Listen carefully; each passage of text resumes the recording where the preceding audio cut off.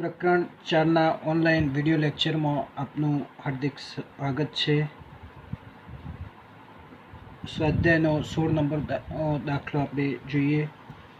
તો સ્વાધ્યાયના 16 નંબરના દાખલાની રકમ આ પ્રમાણે છે.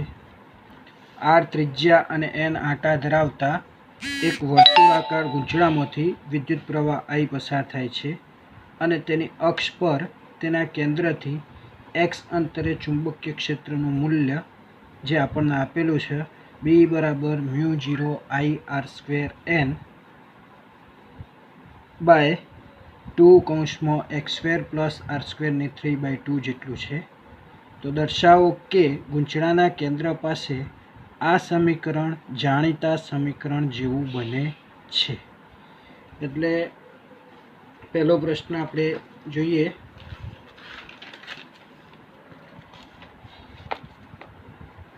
સ્વાધ્યાયનો 16 નંબર જેનો એ ભાગ, બરાબર. તો આપણને ચુંબકીય ક્ષેત્રનું સૂત્ર આપેલું છે B બરાબર μ0 n I r² / 2 x² plus r² ની 3/2. પરંતુ ગૂંચળાના કેન્દ્ર પાસે વાત કરી છે, તો કેન્દ્ર પાસે xનું મૂલ્ય શું થઈ જાય? 0 થાય. તો xનું મૂલ્ય 0 લઈએ તો B બરાબર આપણને શું મળશે? μ0 n I r² / 2. xની જગ્યાએ 0 મૂકો એટલે 0 થઈ જશે, એટલે r² ની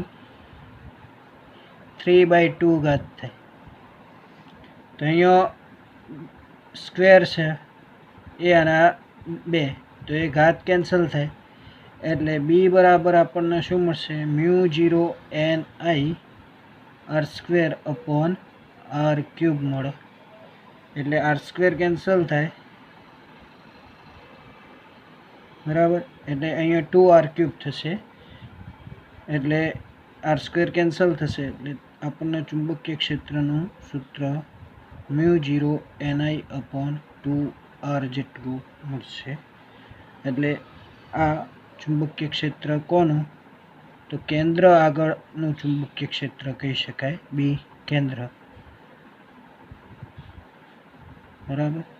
તો કેન્દ્ર આગળ આપણને ચુંબકીય ક્ષેત્ર, ગૂંચળાના કેન્દ્ર પાસે ચુંબકીય ક્ષેત્ર કેટલું મળે છે? μ0 ni/2r. ઘણા દાખલામાં આપણે સૂત્રનો ઉપયોગ કરી ચૂક્યા છીએ, તો એ સૂત્ર મળશે. તો જે ગૂંચળાના કેન્દ્ર પાસે ચુંબકીય ક્ષેત્ર માટેનું સમીકરણ છે, એવું કહી શકાય.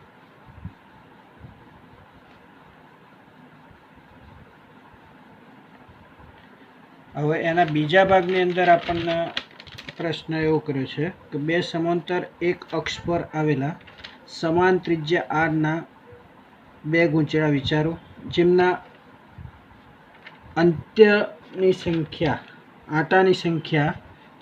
આંટાની સંખ્યા કેપિટલ N છે તથા એક સમાન દિશામાં સમાન વિદ્યુત પ્રવાહ ધરાવે છે અને તેમની વચ્ચેનું અંતર પણ કેપિટલ R છે.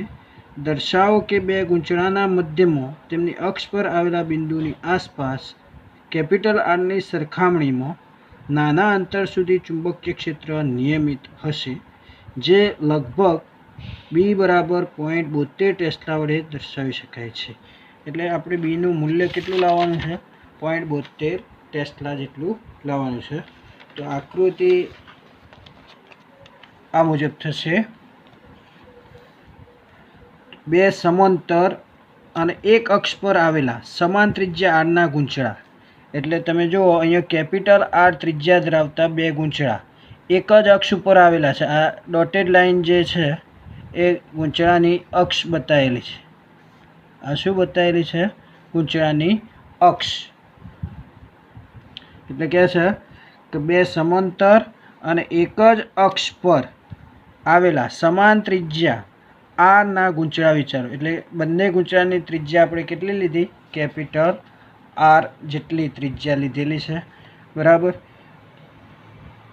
જેમના આંટાની સંખ્યા કેપિટલ એન છે તથા એક સમાન દિશામાં સમાન વિદ્યુત પ્રવાહ ધરાવે છે અને તેમની વચ્ચેનું અંતર કેપિટલ આર છે. એટલે બે ગૂંચળાઓ વચ્ચેનું અંતર અહીંયા કેપિટલ આર વડે હું દર્શાવું છું. બે ગૂંચળાઓ વચ્ચેનું અંતર કેપિટલ આર જેટલું છે. બરાબર. પછી કહે છે દર્શાવો કે બે ગૂંચળાની મધ્યમાં, એટલે બે ગૂંચળાની મધ્ય બિંદુ ઓ બિંદુ અહીંયા લીધું છે આકૃતિની અંદર.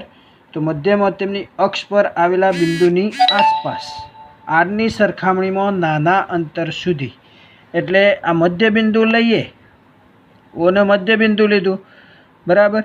તો આ જે અંતર થાય ગૂંચળા એકના કેન્દ્ર O1થી ઓનું અંતર R/2 થશે અને ગૂંચળા બેના કેન્દ્ર O2થી ઓનું અંતર R/2 થાય. કારણ કે મધ્ય બિંદુ છે, બે ગૂંચળા વચ્ચેનું અંતર R છે અને મધ્ય બિંદુ લીધું એટલે R/2 થશે.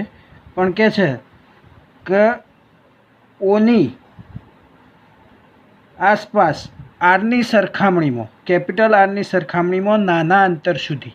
તો ઓની આસપાસ આપણે બે બિંદુઓ લીધા P અને Q અને આરની સરખામણીમાં નાના અંતરો લીધા. એટલે આરની સરખામણીમાં નાના અંતરો એટલે ડી જેટલું અંતર આપણે લીધું. તો ઓથી ક્યુનું અંતર એ ડી જેટલું અને ઓથી પીનું અંતર એ કેટલું લીધું? સ્મોલ ડી જેટલું. તો આ ઓથી ક્યુથી પીનું અંતર કેટલું થાય? 2D જેટલું થશે. એટલે ગૂંચળા એકની લીધે આપણે ચુંબકીય ક્ષેત્ર શોધીએ. ગૂંચળા એકને લીધે પી પાસે ચુંબકીય ક્ષેત્ર, તો એને આપણે B1 કહીએ. તો B1 બરાબર μ0 NI/2 આપણું જે સૂત્ર છે એ અહીંયા હું લખું છું. B બરાબર μ0 NI/2 કૌંસમાં x² + r² ની 3/2 આવું સૂત્ર હતું. બરાબર. એટલે અહીંયા P પાસે ચુંબકીય ક્ષેત્ર શોધવું છે. કોના કારણે? ગૂંચળા એકને કારણે P બિંદુ પાસે. તો ગૂંચળા એકના કેન્દ્રથી P બિંદુનું અંતર લેવું છે. તો એ અંતર કેટલું થાય? બરાબર. તો એ અંતર એટલે કે આપણો આ x જે છે એ xની જગ્યાએ અંતર થશે. તો એ અંતર લેવું હોય તો O1 થી Pનું અંતર, તો R/2 અને આ D બંનેનો સરવાળો થાય એટલે R/2 + D જેટલું થાય. એટલે અહીંયા આપણું જે સૂત્ર છે x² + r², તો હું r² પહેલાં લખું. તો r² + x², એટલે શું? R/2 + Dનો હોલ સ્ક્વેર અને કૌંસ બાર 3/2 તો ખરી જ. અને આ ચુંબકીય ક્ષેત્ર કઈ દિશામાં હશે? તો PO2 દિશામાં મળે. કઈ દિશામાં મળે? PO2 દિશામાં. એટલે P થી O2ની દિશામાં આ ચુંબકીય ક્ષેત્ર મળશે. કોના કારણે? ગૂંચળા એકને લીધે. તો એ જ રીતે આપણે ગૂંચળા બેને લીધે વાત કરીએ. બેને લીધે P પાસે ચુંબકીય ક્ષેત્ર કેટલું મળે? તો એને આપણે B2 કહીએ. તો μ0 NI/2 આ તો આવશે r². પણ હવે આપણે વાત કરીએ કે ગૂંચળા 2 થી Pનું અંતર કેટલું થાય? તો ગૂંચળા 2 થી Pનું અંતર લેવું હોય તો r/2ની અંદરથી ડી બાદ થાય એટલું એનો એક્સ થશે, એટલું એનો એક્સ થાય. બાકી આ તો આવશે જ. એટલે અહીંયા એક્સની જગ્યાએ શું આવે? r/2 ઓછા ડીનો હોલ સ્ક્વેર અને 3/2. અને આ પણ ચુંબકીય ક્ષેત્ર કઈ દિશામાં? તો PO2 દિશામાં જ મળે. બરાબર. એટલે પી બિંદુ પાસે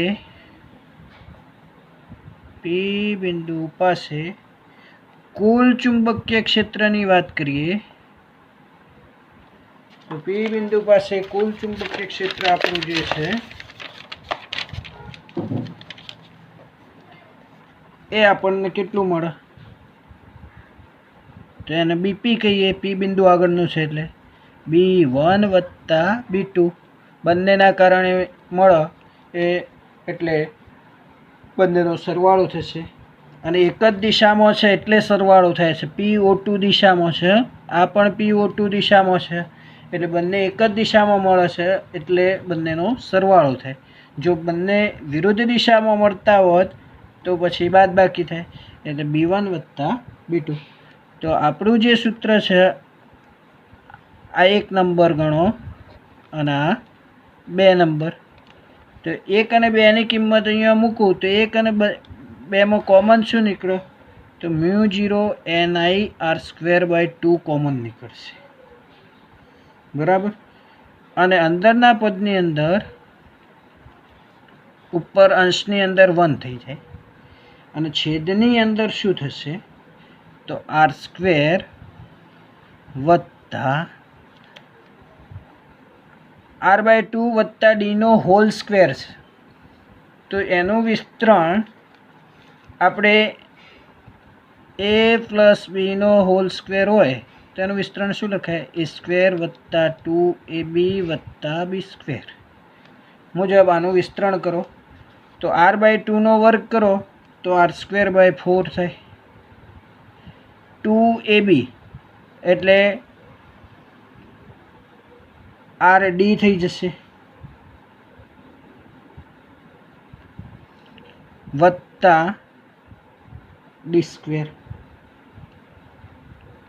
અને એની 3/2 થાય.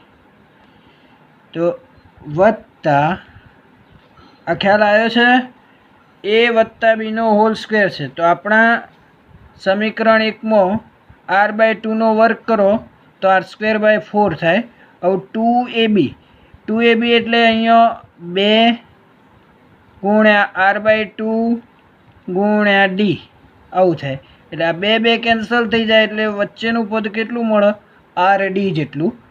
અને અંતિમ પદ b છે તો bનો વર્ગ, તો અહીંયા આપણે અંતિમ પદ d છે તો dનો વર્ગ એટલે d², પણ 3/2 તો આવશે જ. વચ્ચે વત્તાનું ચિહ્ન છે. હવે બીજા પદની અંદર 1ના છેદની અંદર r² વચ્ચે r/2 ઓછા d છે. બરાબર. તો એનો વર્ગ કરશો તો એ તમને શાના આધારે મળશે એ સૂત્ર અહીંયા હું બતાવું છું. a - bનો હોલ સ્ક્વેર બરાબર શું લખાય? a² - 2ab વત્તા b² થાય. બરાબર. તો r²/4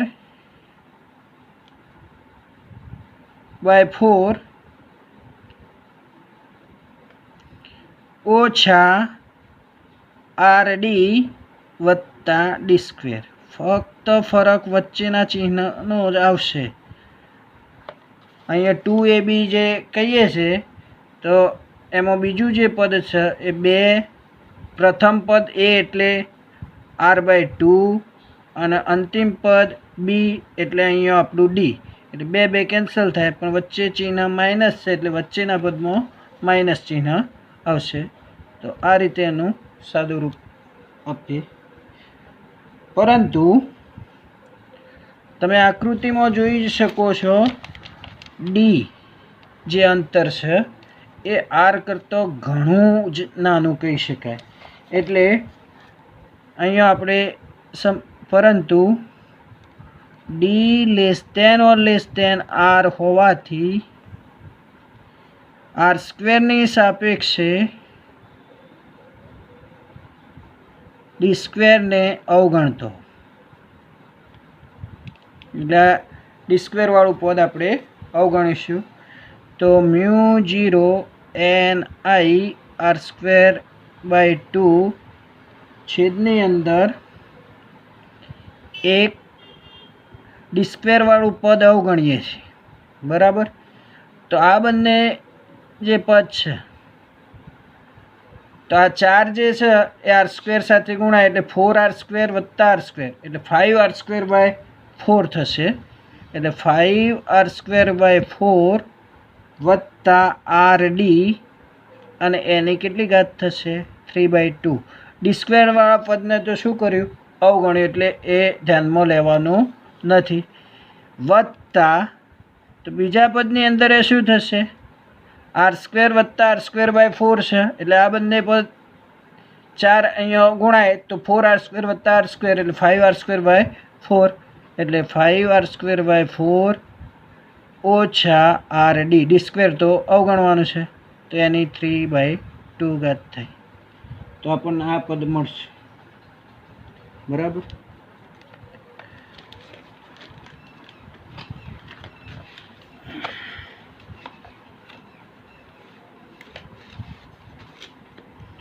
હવે આગળ આપણે વાત કરીએ તો બીપી બરાબર μ0 ni r² અપોન 2 છેદમાં આપણે 5r² બાય 4 કોમન લઈએ. તો 5r² બાય 4 કોમન લઉં તો 3/2 ઘાત છે એટલે ઘાત સાથે કોમન લઈએ તો 5r² બાય 4ની 3/2 ઘાત કોમન લીધી, કારણ કે 3/2 ઘાત છે. એટલે આપણને જે અંદરનું પદ મળશે એ શું મળશે, 1ના છેદની અંદર. હવે તમે 5r² બાય કોમન લીધા છે, 5r² બાય 4, તો પહેલા પદની અંદર શું વધે, 1 થઈ જાય. પણ બીજા પદની અંદર આપણી જોડે જે પદ છે rd, બરાબર. તો એ rd વાળું જે પદ છે એમાંથી આપણે 5r² બાય 4 કોમન લીધા, એટલે અંશમાં તમે 5r² બાય 4 વડે ગુણો તો છેદમાં એ શું કરવું પડે, 5r² બાય 4 વડે ગુણવા પડે, બરાબર. એટલે એક r કેન્સલ થાય તો આ 4 કયો જાય ઉપર, એટલે 4d અપોન 5r થાય અને એની 3/2 ઘાત તો ખરી. સમજ આવે છે. પ્રથમ પદમાંથી 5r² બાય 4 તો કોમન નીકળી ગયા એટલે 1 થઈ ગયું, પણ બીજું જે પદ છે rd વાળું પદ છે, તો એમાંથી અંશમાંથી આપણે 5r² બાય 4 કોમન નીકળી ગયા, પણ છેદની અંદર શું એટલા ગુણવા પડે. અંશમાં તમે 5r² બાય 4 મૂકો તો એ કોમન જતા રહે, પણ છેદના વધ્યા તો 5r² બાય 4 તો 4 ઉપર જાય એટલે 4d અપોન 5r ની 3/2 ઘાત વત્તા બીજા પદની અંદર શું થશે, તો એમાં માઇનસ આવશે, બીજો કોઈ ફરક નહીં આવે. 1 - 4d અપોન 5r ની 3/2 ઘાત થશે, એટલો જ ફરક આવશે, બરાબર. તો આ જે પદ મળ્યું તો μ0 ni r² અપોન 2, r² ની 3/2 એટલે r³ કહેવાય, કારણ કે આરની 2 ઘાત છે અને 3/2 એટલે 2 કેન્સલ કરું તો ફક્ત r² માટે જ કરવું છે, એટલે r² ને કોમન લઈને r² ની 3/2 ઘાત એટલે r³ મળે. તો 5/4 ની 3/2 ઘાત થાય તો છેદમાં છે એટલે આપણે આવું લખી શકીએ 4/5 ની 3/2 ઘાત થાય. ખ્યાલ આવે છે મિત્રો. તો આ 5/4 છે એની 3/2 ઘાત છે, તો છેદમાં 4 છે એ કયો જાય? અંશમાં જાય, એટલે 4/5 ની 3/2 લખી શકાય, કારણ કે ઉપર 3/2 છે એટલે 4/5 ની 3/2 લખી શકીએ.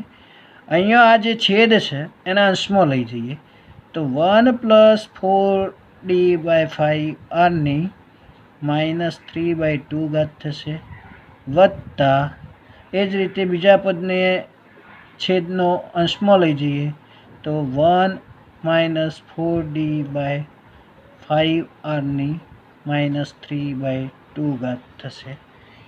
એટલે અહીંયા r² કેન્સલ થાય, એટલે આપણને મળશે μ0 ni/2r, અને અહીંયા જે આપણો પદ છે 4/5 ની 3/2, અને આ જે પદ છે એના માટે આપણે દ્વિપદી પ્રમેયનો ઉપયોગ કરીએ. તો દ્વિપદી પ્રમેયના ફક્ત પ્રથમ 2 પદ લખવાના હોય છે, બરાબર. એટલે પ્રથમ પદ તો 1 ની -3/2 કરો તો એ 1 જ રહે, પણ બીજું પદ છે, બરાબર.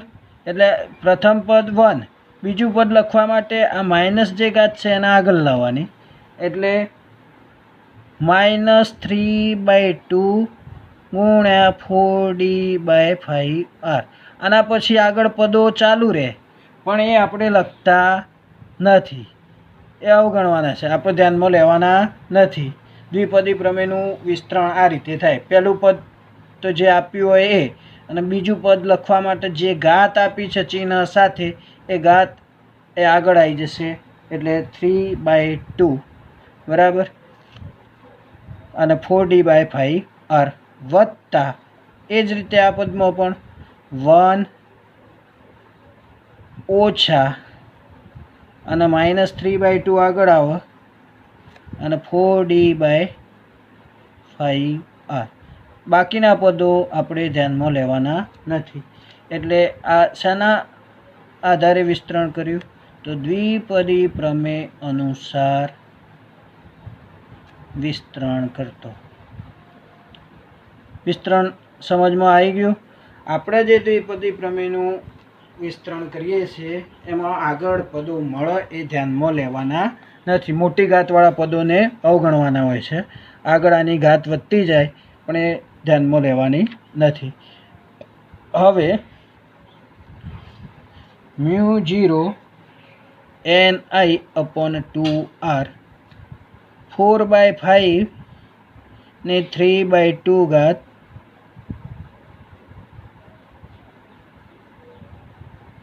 એમના એમ રહેવા દો, બરાબર.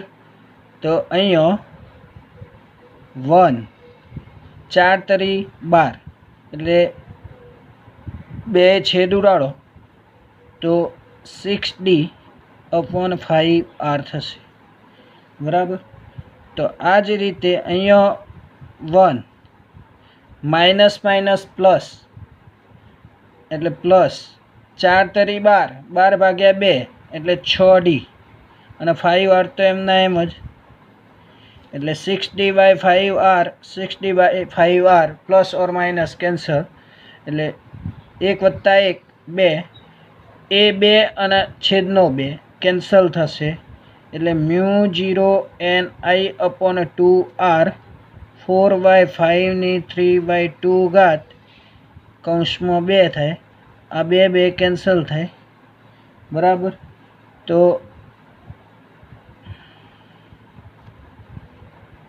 μ0 ni/r 4/5 ની 3/2 છે, બરાબર. તો એ કઈ રીતે શોધશો?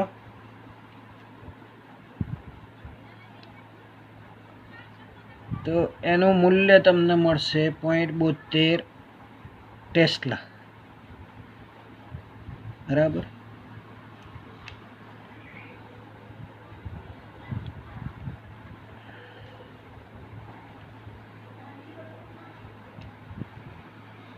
તો આ P બિંદુ પાસે આપણને ચુંબકીય ક્ષેત્ર મળ્યું, બરાબર. એટલે ગૂંચળાના મધ્યબિંદુ O થી P અને Q કેવા છે? સમાન અંતરે હોવાથી Q બિંદુ પાસે પણ આટલું જ ચુંબકીય ક્ષેત્ર મળે. એટલે BQ બરાબર એ તમે લખો તો μ0 NI/R 0.72 ટેસ્લા. કેલ્ક્યુલેશન કરશો 4/5 ની 3/2 ઘાત તો 0.72 ટેસ્લા મળે. બરાબર. ના ખ્યાલ આવે તો મને પૂછજો. જે વિદ્યાર્થીઓને આનું કેલ્ક્યુલેશન ના ફાવે તો મને કહેજો, તો એ આપણે કરાવીશું. બરાબર. તો અહીંયા આ દાખલો પૂરો થાય છે. 16 નંબરનો દાખલો પૂરો થયો. હવે 18 નંબરનો સ્વાધ્યાયનો દાખલો જોઈએ. સ્વાધ્યાયનો 18 નંબર. તો આપેલા પ્રશ્નોના જવાબ આપો. એક ચેમ્બરમાં એવું ચુંબકીય ક્ષેત્ર પ્રસ્થાપિત કરેલ છે કે જુદા જુદા બિંદુએ જુદું હોય, પરંતુ તેની દિશા એક જ હોય. એટલે કે પૂર્વથી પશ્ચિમ. એક વિદ્યુતભારિત કણ આ ચેમ્બરમાં દાખલ થાય છે અને આવર્તન અનુભવ્યા વગર અચળ ઝડપે સુરેખ માર્ગે પસાર થાય છે. તો આ કણના પ્રારંભિક વેગ વિશે તમે શું કહેશો? બરાબર. તો પહેલો પ્રશ્ન આપણે જોઈએ. તો કણનો પ્રારંભિક વેગ છે, કણનો પ્રારંભિક વેગ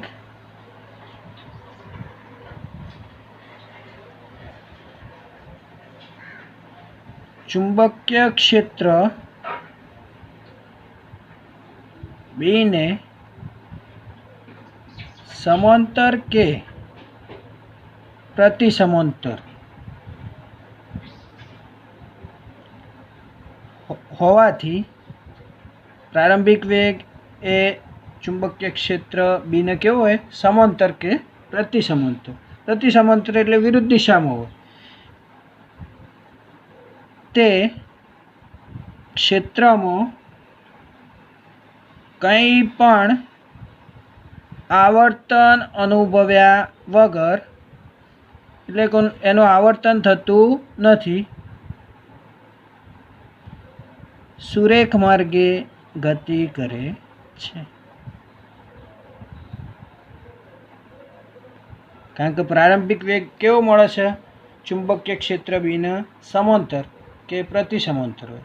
એટલે ક્ષેત્રની અંદર એનું કંઈ પણ આવર્તન અનુભવ્યા વગર એ સીધા માર્ગે ગતિ કરે છે. બીજો પ્રશ્ન એવું કહે છે કે તીવ્ર અને અનિયમિત ચુંબકીય ક્ષેત્ર ધરાવતા વાતાવરણમાં ચુંબકીય ક્ષેત્રનું મૂલ્ય અને દિશા જુદા જુદા બિંદુએ જુદા જુદા છે. તેમાં એક વિદ્યુતભારિત કણ દાખલ થાય છે અને જટિલ માર્ગે બહાર આવે છે. જો તેણે આ વાતાવરણ સાથે કોઈ પણ અથડામણ ન અનુભવી હોય તો શું તેમની અંતિમ ઝડપ તેની પ્રારંભિક ઝડપ જેટલી હશે? આવો પ્રશ્ન છે. તો એનો જવાબ છે અંતિમ ઝડપ એ પ્રારંભિક ઝડપ જેટલી હોય. તેનું કારણ શું? હા, વિદ્યુતભારિત કણની અંતિમ ઝડપ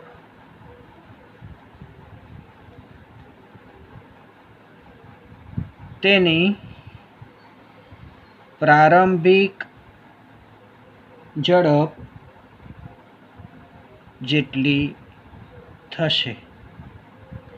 કારણ કે ચુંબકીય બળ જે છે એ ચુંબકીય બળ તેના વેગથી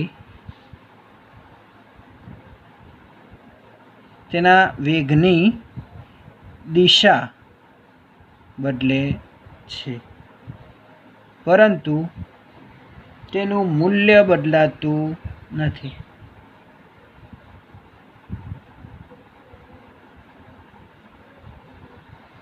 એટલે વિદ્યુતભારિત કણની અંતિમ ઝડપ એની પ્રારંભિક ઝડપ જેટલી જ થાય, કારણ કે ચુંબકીય બળ જે છે એ શું કરે છે?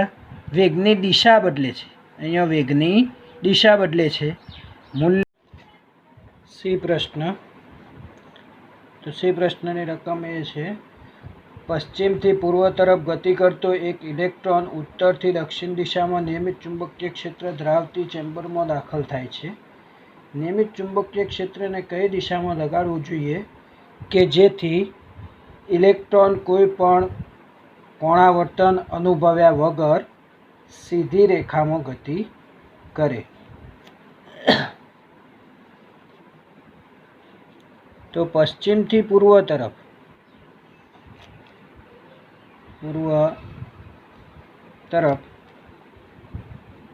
ગતિ કરતો ઇલેક્ટ્રોન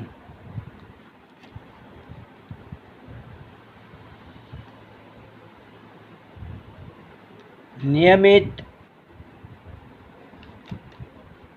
વિદ્યુતભારિત ચેમ્બરમાં દાખલ થાય, ચેમ્બરમાં ઉત્તરથી દક્ષિણ દિશામાં દાખલ થાય છે.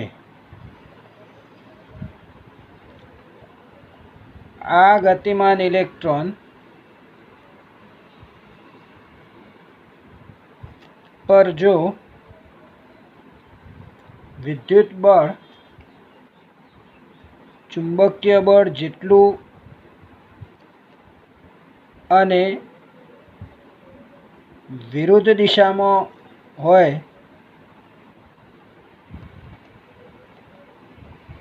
તો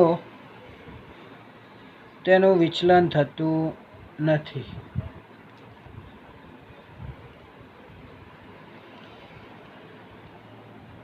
ચુંબકીય બળ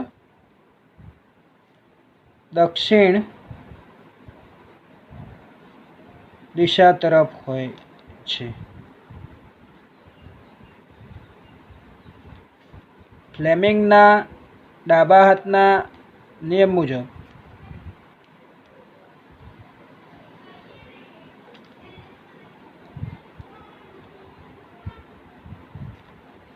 ચુંબકીય ક્ષેત્ર બી નીચેની દિશામાં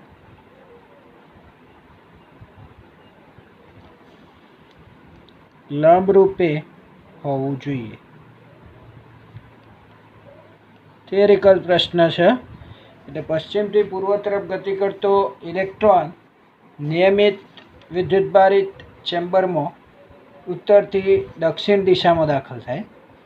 એટલે ગતિમાન ઇલેક્ટ્રોન પર વિદ્યુત બળ એ ચુંબકીય બળ જેટલું અને વિરુદ્ધ દિશામાં હોય એટલે એકબીજાની અસર શું કરશે? નાબૂદ કરશે. એટલે એનું કોઈ વિચલન થતું નથી. એટલે ચુંબકીય બળ દક્ષિણ દિશા તરફ હોય છે. અને આમ આપણે કહી શકીએ કે ફ્લેમિંગના ડાબા હાથના નિયમ મુજબ દક્ષિણ દિશા એટલે અધો દિશામાં અથવા નીચેની દિશામાં લંબરૂપે હોવું જોઈએ. ત્યારબાદ આપણે સ્વાધ્યાયનો 23 નંબરનો દાખલો જોઈએ. તો સ્વાધ્યાયના 23 નંબરના દાખલાની રકમ આ મુજબ છે. 10 સેન્ટીમીટર ત્રિજ્યાના નળાકાર વિસ્તારમાં 1.5 જેટલું નિયમિત ચુંબકીય ક્ષેત્ર છે, જેની દિશા તેની અક્ષને સમાંતર પૂર્વથી પશ્ચિમ તરફ છે. 7 એમ્પિયર વિદ્યુતપ્રવાહ આધારિત એક તાર આ વિસ્તારમાં ઉત્તરથી દક્ષિણ દિશા તરફ પસાર થાય છે. જો તાર અક્ષને છેદે અને 2 તારને ઉત્તર દક્ષિણની જગ્યાએ ઉત્તર પૂર્વ અને ઉત્તર પશ્ચિમ દિશા તરફ વાળવામાં આવે. 3 ઉત્તર દક્ષિણ દિશામાં રહેલા તારને અક્ષથી 6 સેન્ટીમીટર જેટલો નીચે લેવામાં આવે તો આ પરિસ્થિતિઓમાં તાર પર લાગતું ચુંબકીય બળનું મૂલ્ય અને દિશા શું હશે? બરાબર. તો ચુંબકીય ક્ષેત્ર બી આપેલું છે 1.5 ટેસ્લા, પ્રવાહ I આપેલું છે 7 એમ્પિયર, આરનું મૂલ્ય આપેલું છે 10 સેન્ટીમીટર, એટલે મીટરમાં ફેરવીએ તો 10 × 10⁻² મીટર, એટલે 0.1 મીટર થશે. આપણે બળ શોધવાનું છે જુદા જુદા કિસ્સાઓમાં, એફ શોધવાનું છે. બરાબર.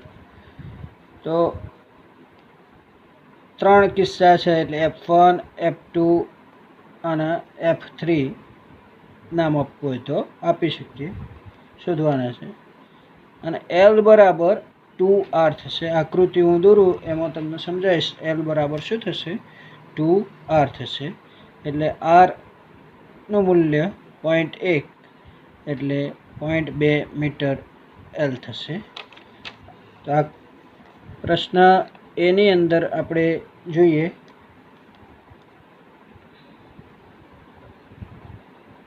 આકૃતિ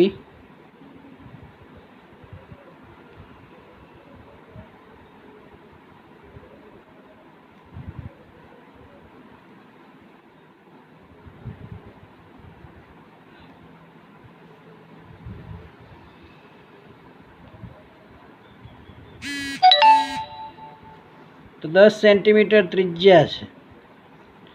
તો આ 10 સેન્ટીમીટર ત્રિજ્યા, તો આ 10 સેન્ટીમીટર ત્રિજ્યા જ કહી શકાય. આ ઉગમ બિંદુ O કહી દઈએ. બરાબર.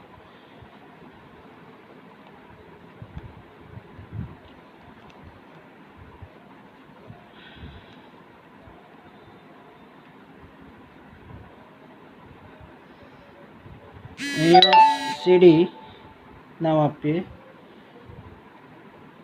તો આ પણ શું થશે? ત્રિજ્યા જ થાય, એટલે આ 10 સેન્ટીમીટર જ થાય. 6 સેન્ટીમીટર જેટલો નીચે ઉતારવામાં આવે છે. ત્રીજા પ્રશ્નની અંદર એવું કીધેલું છે, એટલે એ આકૃતિમાં આપણે અહીંયા દર્શાવીએ છીએ 6 સેન્ટીમીટર. અને આ જે અંતર છે CM નામ આપીએ, તો એ x જેટલું કહીએ, તો MD પણ કેટલું થશે? x જેટલું થાય. બરાબર. એટલે અહીંયા આ ઉત્તર ધ્રુવ N અને આ દક્ષિણ ધ્રુવ S બતાવીએ. બરાબર. એટલે NS, તો આ ઈસ્ટ અને આ વેસ્ટ. બરાબર. આકૃતિ આ રીતે થશે.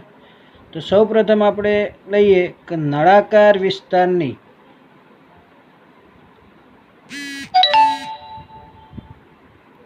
નળાકાર વિસ્તારમાં તારની લંબાઈ એ કોના જેટલી કહેવાય? તો નળાકાર વિસ્તારનો વ્યાસ એ બી તાર જેટલી કહેવાય.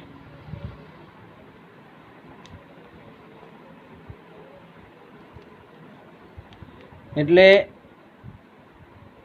NS ઉત્તર દક્ષિણ દિશામાં છે, એ બી તાર આપણો કઈ દિશામાં છે? ઉત્તર દક્ષિણ દિશામાં છે. તેથી જે ક્ષેત્ર છે એ પૂર્વ પશ્ચિમ દિશામાં છે.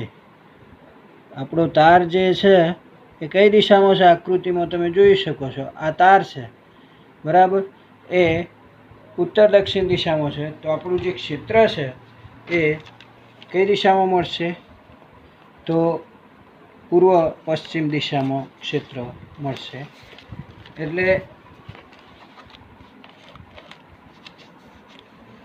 લંબરૂપે કહેવાય. એટલે માટે થીટા કેવો થશે? 90 ડિગ્રી થાય. તો તાર પર લાગતું ચુંબકીય બળ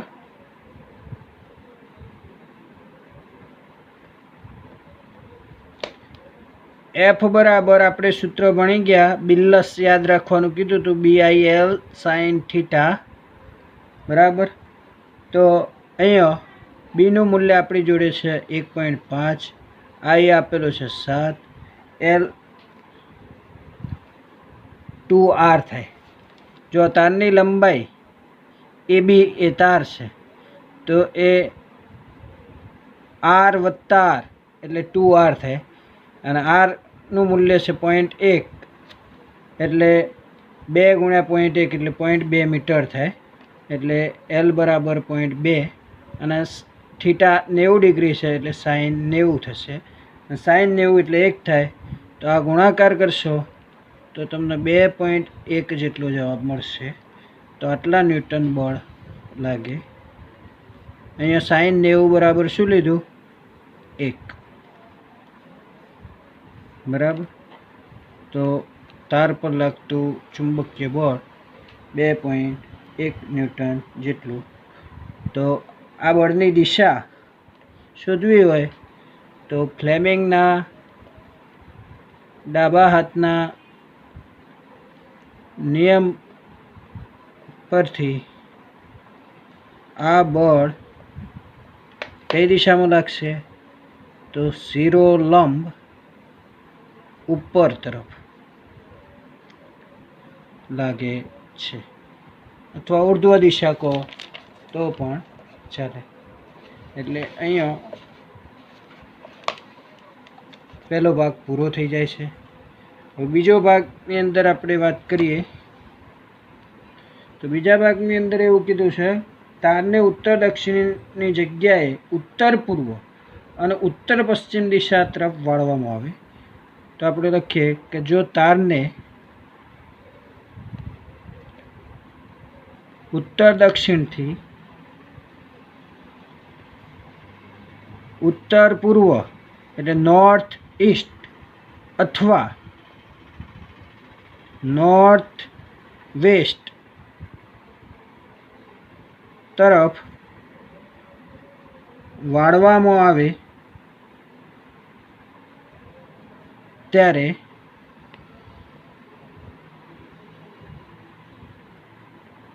તાર ક્ષેત્ર બી સાથે થીટા ખૂણો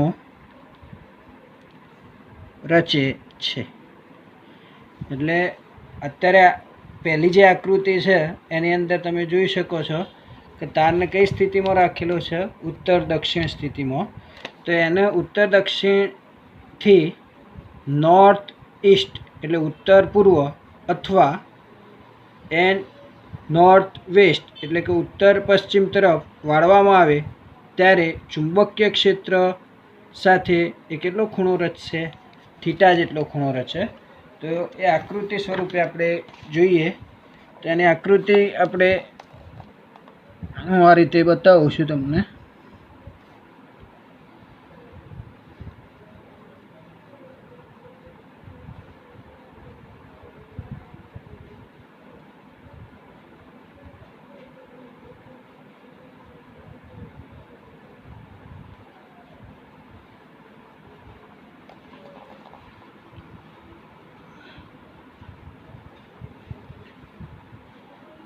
આ A ડેશ B ડેશ, આ AB તાર છે. અહીંયા ઉત્તર ઉપરની દિશા દર્શાવી, દક્ષિણ નીચે એટલે આ નોર્થ સાઉથ, આ ઈસ્ટ અને આ વેસ્ટ બરાબર. એટલે ઉત્તર પૂર્વ તરફ વાળવામાં આવ્યો એટલે અથવા ઉત્તર પશ્ચિમ તરફ વાળવામાં આવે એટલે અત્યારે આપણે ઉત્તર પૂર્વ તરફ વાળે દર્શાવેલ છે બરાબર. તો અહીંયા ચુંબકીય ક્ષેત્ર સાથે એ કેટલો ખૂણો બનાવે છે? થીટા જેટલો ખૂણો બનાવે છે. તો આ ખૂણો થીટા થાય તો આ ખૂણો પણ કેટલો થશે? થીટા જ થશે બરાબર. યુગ્મ કોણ કહેવાય. આ ઝેડ બનશે એટલે યુગ્મ કોણ, એટલે આ ખૂણો થીટા થાય તો આ પણ ખૂણો કેટલો થાય? થીટા. એટલે આ એની ત્રિજ્યા આપણે 10 સેન્ટીમીટર બતાવીએ અહીંયા બરાબર. લખું છું. ચુંબકીય ક્ષેત્ર બી આ દિશામાં છે, એટલે ચુંબકીય ક્ષેત્ર સાથે એ કેટલો ખૂણો બનાવે છે? થીટા જેટલો ખૂણો બનાવે. એટલે આ સી ડેશ કહી દઈએ. તો આ જે લંબાઈ છે તારની લંબાઈ એ એલ જેટલી આપણે કહીએ, બરાબર. એટલે એ ડેશ સી ડેશ બરાબર એલ કહીએ. તો એ ડેશ બી ડેશ બરાબર શું કહેવાય? L dash. આ એનો એ ડેશ બી ડેશ તારની લંબાઈ એને આપણે એલ ડેશ કહીએ. તો એ ડેશ સી ડેશ બરાબર એલ કહીએ.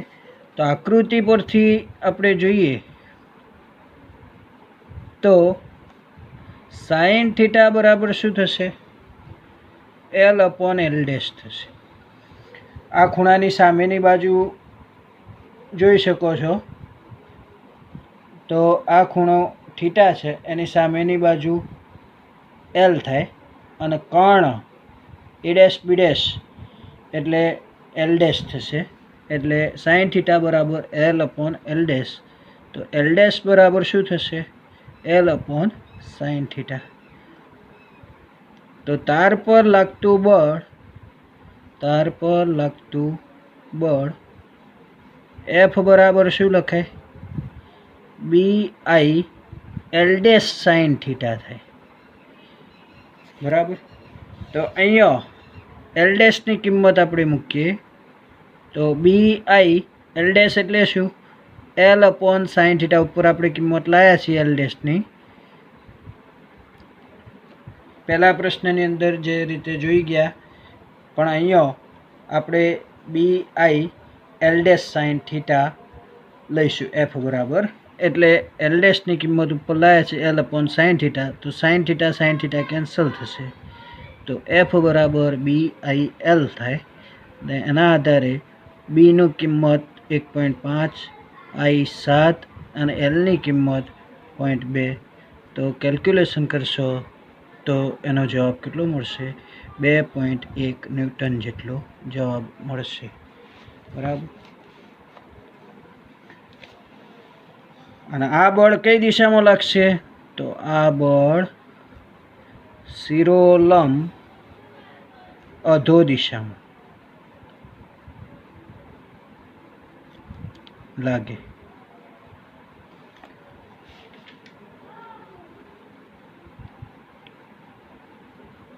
અને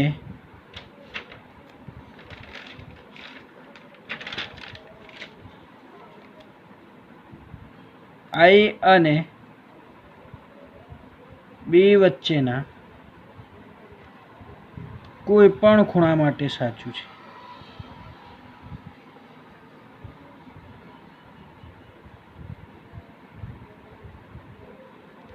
આ લખવાની કંઈ જરૂરિયાત નથી, કઈ દિશામાં લાગે એટલું લખો ચાલે.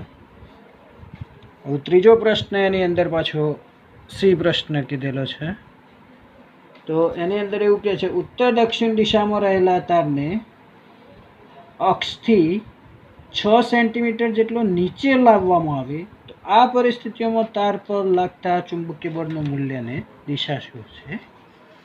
તો આપણે પહેલી આકૃતિ જે જોઈ ગયા એની અંદર ઉત્તર દક્ષિણ એટલે કે એનથી એસ દિશામાં રહેલા તારને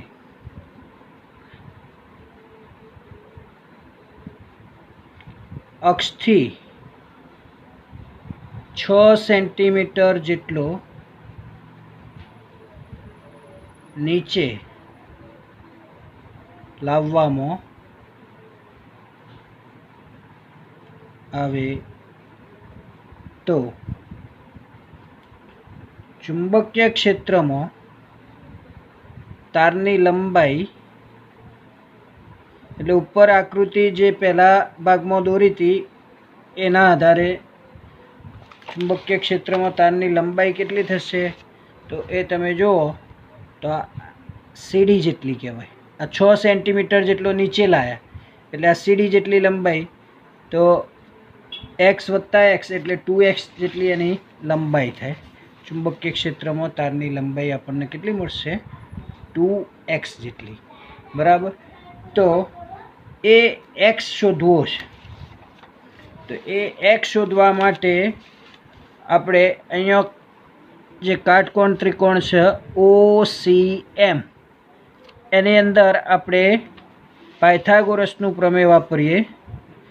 એટલે ત્રિકોણ OCMમાં તો OC સ્ક્વેર બરાબર OM સ્ક્વેર વત્તા CM સ્ક્વેર. તો OC એટલે 10 છે, એટલે 10નો વર્ગ. OM એટલે 6 સેમી સ્ક્વેર છે, એટલે 6નો વર્ગ. તો CM એટલે x આપણે ધારેલ છે, એટલે x સ્ક્વેર. તો x square is equal to 100 - 36 થશે. x બરાબર 64 થાય, √64. એટલે x બરાબર 8 સેન્ટીમીટર મળે. x કેટલો મળે? 8 સેન્ટીમીટર. તો હવે એના મીટરમાં ફેરવીએ તો 8 સેન્ટીમીટરના મીટર એટલે 0.08 મીટર થશે, બરાબર. તો આપણે ચુંબકીય ક્ષેત્રમાં તારની લંબાઈ કેટલી કીધી છે? 2x કીધી. એટલે 2 × 0.08 એટલે 2x બરાબર શું મળશે? 0.16 મીટર. અને થીટા તો 90 ડિગ્રી છે, એટલે તાર પર લાગતું ચુંબકીય બળ F બરાબર BIL sin 90 થાય, બરાબર. એટલે B બરાબર 1.5 I 7 L પોઈન્ટ L એટલે શું થશે? 2x જ લેવો પડશે. બીજા કિસ્સામાં સીડી તારની લંબાઈ આવશે. આકૃતિમાં તમે જોઈ શકો છો 2x એટલે સીડી, બરાબર. એટલે x વત્તા x એટલે 2x થાય, એટલે સીડી તારની લંબાઈ આવશે. ને એના આધારે આપણે અહીંયા 2xની કિંમત લીધી છે Lની જગ્યાએ. L બરાબર શું થશે? 2x થશે, બરાબર. અને sin 90 એટલે 1 થાય, એટલે આ કેલ્ક્યુલેશન કરશો તો 1.68 ન્યૂટન જેટલું બળ મળશે. અને આ બળ પણ શિરોલંબ અધો દિશામાં છે. તો વિદ્યાર્થી મિત્રો, અહીંયા સુધી આપણે રાખીએ છીએ, બરાબર. Thank you.